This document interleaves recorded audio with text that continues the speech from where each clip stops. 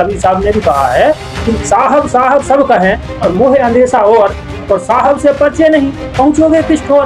उसके बाद कहते हैं कि नर तन पाए न भक्ति विचारा, मतलब जो न तन पाकर हमने भक्ति पे विचार नहीं किया तो सो पापी आत्म हत्यारा।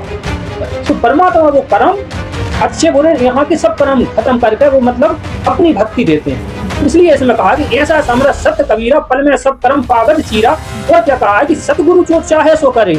मर्म को मतलब जो मर्म जो सत्य है, जो उसकी वास्तविक है, उस परमात्मा का जो वास्तविक ज्ञान है, उसको ना जानकर, मर्म को ना जानकर, वास्तविक परमात्मा को ना जानकर मर्म किए हुए अभ्यास, अभ्यास मतलब कर्म, भक्ति कर्म किए हुए अभ्यास से ज्ञान श्रेष्ठ है।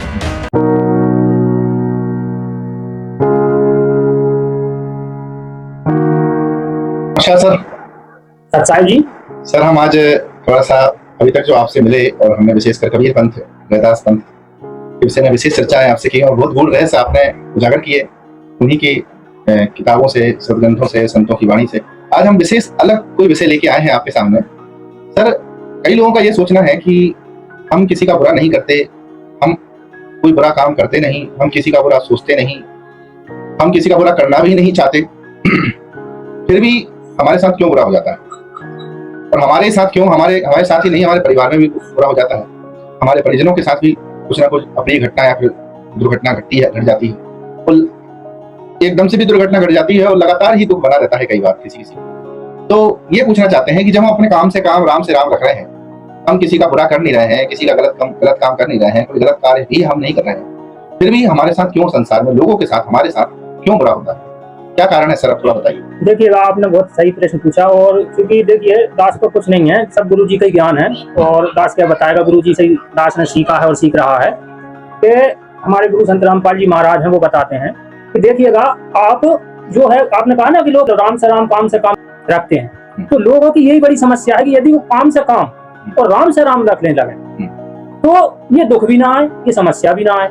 समझे नहीं सर, हम ये तात्पर्य बताइए। बिल्कुल जी। देखिएगा, काम से काम वो होता है कि जो शास्त्र विधि अनुसार जो भक्ति कर्म है, जैसे गीता जी के अध्याय 16 के श्लोक 23 में भी आप जब पढ़ेंगे तो पाएंगे कि शास्त्र विधि को जो है अपने मतलब जो शास्त्र में जो कर्म है करने योग्य उनको करना है, मतलब जो अपन को गाइडलाइन दी गई है ऊपर से। अच्छा। और राम से राम, तो राम से राम का अर्थ है कि वो राम जो उन शास्त्रों में बताया है, अच्छा, उस राम की जानकारी यदि हमको हो जाए, कबीर साहब ने भी कहा है कि साहब साहब सब कहें और मोहे अंदेशा और साहब से परिचय नहीं, पहुंचोगे किस ठोर। मतलब राम से राम का परिचय नहीं है हमारा। हाँ, साहब राम राम तो सब कहते हैं, लेकिन राम का पता नहीं है कि वो राम है कौन, तो फिर पहुंचोगे किस ठोर। मतलब राम से राम नहीं रख पा रहे हैं, नहीं रख पा रहे हैं, बस इसीलिए हम दुखी हैं। यदि हम वो चीज समझ लें कि वो वास्तविक राम क्या है।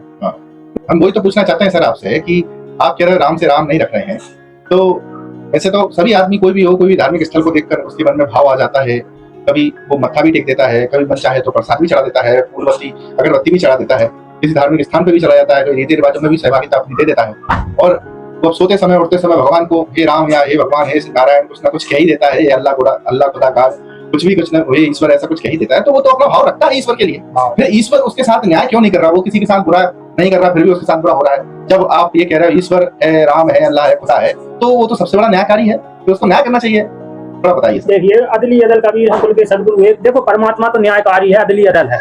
आपको बात बताएं, पहले आपको ये बता देते हैं, कबीर साहब अपनी वाणी में कहते हैं अपने जीव धर्म बोध 145 नंबर पृष्ठ पे कि सत्य कबीर जो वचन उचारा, सत्य कबीर जो वचन उचारा अति दुर्लभ मानस अवतारा है। उसके बाद कहते हैं कि नर तन पाए न भक्ति विचारा, मतलब जो न तन पाकर हमने भक्ति पे विचार नहीं किया तो सो पापी आत्म हत्यारा। अच्छा, तो आत्मा का हत्यारा है। अब आपने कहा भाव की बात, ये तो हो गई, इसलिए हम दुखी हैं कि भाई हम भक्ति करते नहीं है और बोलते हैं कि भाई हम राम से राम, काम से काम रख रहे हैं और भक्ति कर नहीं रहे। ये सब दो की बातें हो गई उनकी, बस करना कुछ नहीं है, इसलिए दुखी है। अच्छा, भाव की बात है, अब आपने भाव की बात करी। अब एक बच्चा है, अब वो कहेगा कि पापा पापा, मतलब उसके मन में भाव आया कि मैं पुलिस बन जाऊं। पापा कहेंगे हाँ बेटा बहुत अच्छा, बन जा पुलिस। हमने कई बच्चों को पुलिस की ड्रेस पहन के घर में घूमते हुए देखा है। फिर उसने कहा, कुछ देर बाद उसका भाव चेंज हो गया कि मैं पापा पापा डॉक्टर, एक कुछ गले में डाल लिया कि पापा डॉक्टर बन जाऊं, है भाई चार्जर ही डाल लिया कि पापा डॉक्टर। तो क्या ऐसे डॉक्टर, फिर कुछ देर में कुछ उठाने लगे फिर इंजीनियर बन जाऊं, तो इससे भाव से थोड़ी ना कुछ होगा, ये तो भाव है। अब उसके लिए आपको क्या करना पड़ेगा, बच्चे को उसके लिए क्या करना पड़ेगा कि जो विषय की पढ़ाई है, पहले अपनी जो पाठ्य पुस्तक है, स्कूल में दाखिला लेना पड़ेगा, एक सिलेबस को अपनाना पड़ेगा, है उसके अनुसार फिर वो गुरु जो मतलब परमात्मा का जो मीडिएटर जो होता है, उसी हिसाब से जो टीचर होता है ना स्कूल का, वैसा टीचर की जो उस विषय में ज्ञान रखे है, वो पढ़ाई पढ़ना पड़ेगी, बायो लेना पड़ेगा यदि डॉक्टर बनना है तो, ऐसे विषय का चयन करना पड़ेगा।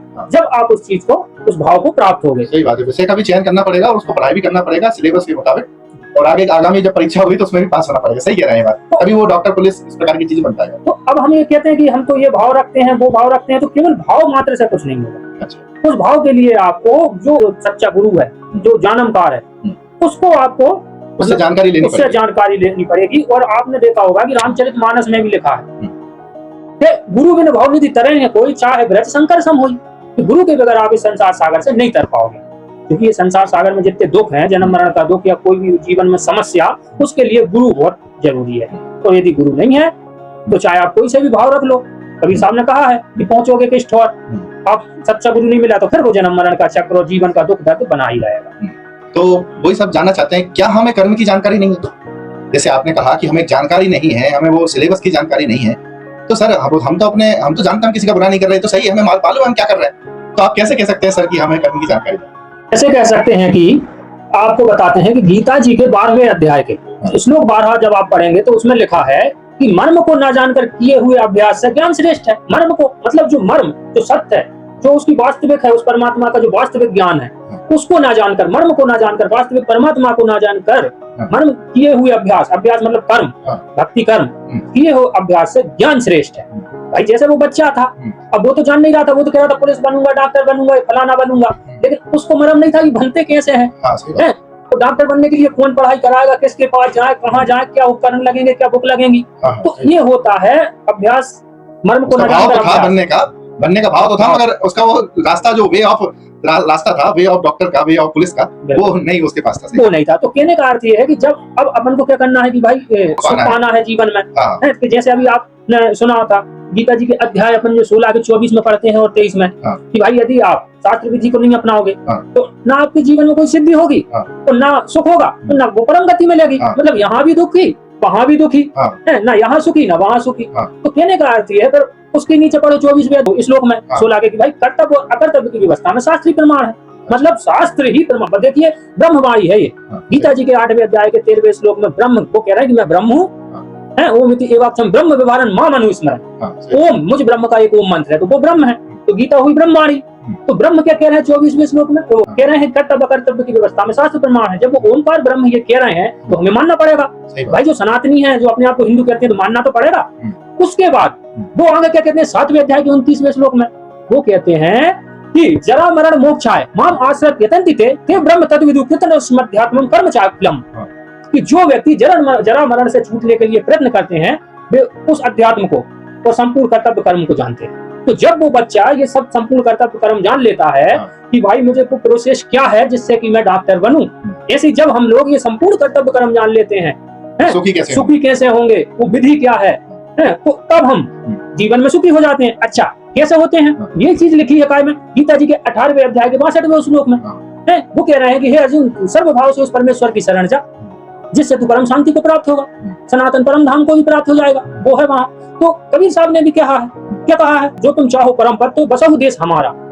मतलब जो तुम परम पद चाहते हो तो मेरी बात मानो, मैं तुम्हें राजा रंग जो फकीर बादशाह मैं सबसे कहूँ पुकारा, तो मेरी बात मानो, मैं तुम्हें उस परम पद में पहुंचा दूंगा। तो कबीर साहब के विषय में लिखा है कबीर सागर में जीव धर्म बोध में 30 नंबर पृष्ठ है कि ऐसो समरथ सत्य कबीरा और पल में सब कर्म कागज चीरा। मतलब जितने भी ऐसे सत्य कबीर है, वो जितने भी कर्म जीव के हैं वो पल में खत्म कर देते हैं, ये शास्त्र बोलता है। कर्म खत्म होने से क्या होगा? कर्म खत्म होने से ये होगा कि जो जीव है वो सुखी हो जाएगा। भाई जो संचित कर्म होते हैं वो हमारे मतलब आत्मा के साथ जुड़े हुए हैं, उनका हमारे ऊपर भार है, उसी के कारण हमें सुख और दुख मिलते हैं। तो परमात्मा वो कर्म अच्छे बुरे यहाँ के सब कर्म खत्म करके वो मतलब अपनी भक्ति देते हैं। इसलिए इसमें कहा कि ऐसा समरथ सत्य कबीरा पल में सब कर्म कागज चीरा। और क्या कहा कि सतगुरु जो चाहे सो करेगी।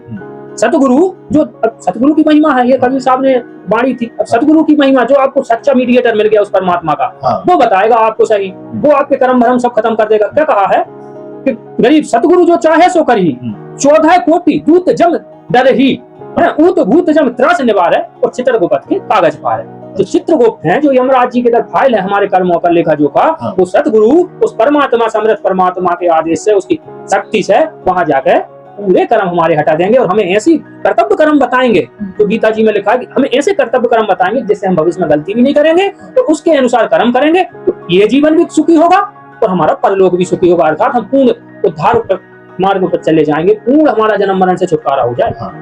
सर बहुत बहुत धन्यवाद, बहुत सही लगा आपने बताया कि अगर हमें वो ज्ञान हो जाएगा, सदगुरु जो आपने बताया, सदगुरु के माध्यम से, मेडिटेटर के माध्यम से उस परमात्मा के कर्म का, परमात्मा के अध्यात्म का ज्ञान हो जाएगा, तो फिर हम यहाँ पर संसार में दुखी नहीं होंगे। जैसे इंसान कहता है कि भाई मैंने क्या किसी का बुरा नहीं किया, फिर भी मेरे साथ बुरा हो रहा है, तो उसको पता ही नहीं है अभी कि क्या बुरा है, क्या कर्म कौन से बुरे होते हैं, कौन अच्छे होते हैं, और क्या राम से राम होता है, क्या काम से काम होता है।